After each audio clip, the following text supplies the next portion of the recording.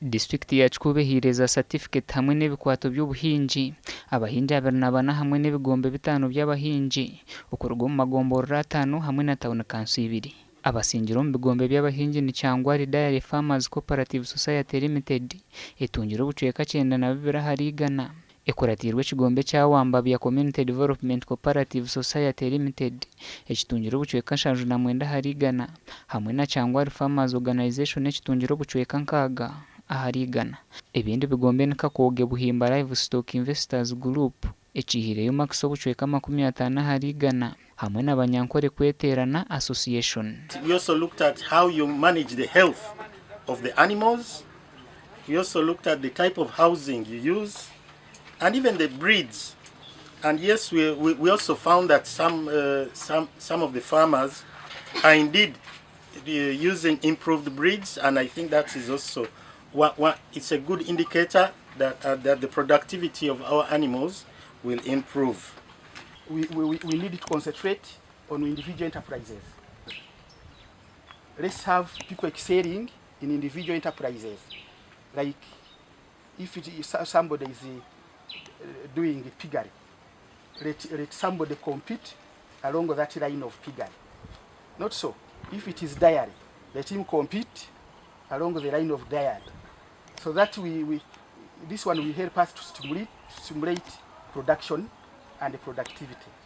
Steven Kakuba Kabagambe okuruga cya rushesho mugomborera ya Kyangwari n'uwasingira abahingi abandi yakuraturwa umuhereza kwese Stella Birungi hamwe na Julius Mugisa Cherangati Kamaringi uri mukuru w'abakozi abo district ya Kikuube zirengo babahire drums amizi 8 ebomba 8 zo kufuhiriza nebikwato byo kwejo nisomo kufuhirira hamwe n'embebo zemboga. This is the way to go. The moment we have our farmers who are developed, it translates into also a good district and a rich district. As the people are rich, even our district in terms of revenue, it also translates into increase in revenue. But we challenge yebe papre bitakushunde bakweta polythene bags ibyo takabiye ho bwoko bwo kubijunza. Ntabwo cyo koposya oyitira kimwe byo n'ibikoko